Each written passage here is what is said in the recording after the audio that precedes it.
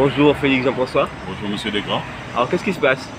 Écoutez, je suis aujourd'hui devant les bâtiments de la Chambre de commerce et d'industrie de la Martinique, qui, on le rappelle, est un organisme qui est là pour le développement économique et l'accompagnement des chefs d'entreprise.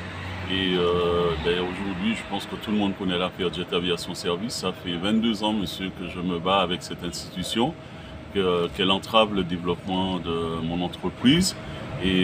Après avoir été en redressement judiciaire, vraiment une procédure complètement illégale, puisque je rappelle que nous avons obtenu gain de cause auprès de la Cour de cassation qui, elle, a annulé une liquidation judiciaire frauduleuse.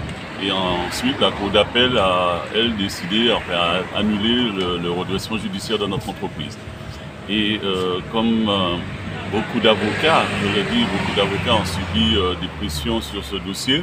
Il y a un magistrat du nom de M. Bruno Stateman, qui était procureur près de la Cour d'appel de Fort-de-France, qui m'a proposé la mise en place d'une médiation parce qu'il s'est rendu compte que dans ce dossier, beaucoup de ses confrères avaient vraiment bafoué les règles qui régissent les procédures collectives.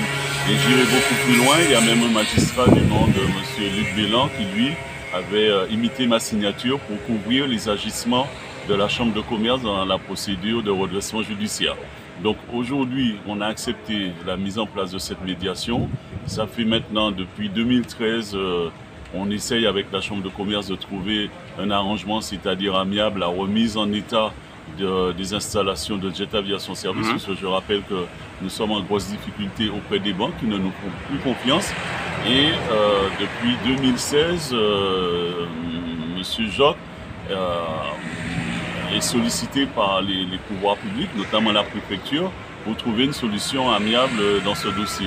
Et j'ai l'impression que M. Jacques, enfin aujourd'hui je peux le dire parce que je l'ai vraiment analysé, je l'ai vraiment testé, c'est l'arrogance et le mépris qu'il a à l'égard peut-être de moi ou peut-être des petits chefs d'entreprise, je ne sais pas, c'est lui qui devra dire. Donc aujourd'hui j'ai décidé de faire le sitting parce qu'après 22 ans, je considère qu'on ne peut plus accepter le mépris, l'arrogance, la façon dont les dirigeants de la Chambre de commerce, je le dis, les dirigeants ont traité ce dossier. Donc voilà, je suis là aujourd'hui pour dire non et j'espère que le représentant de l'État, qui est monsieur Stanislas Cazel, va user de son autorité puisqu'il est le représentant de l'État.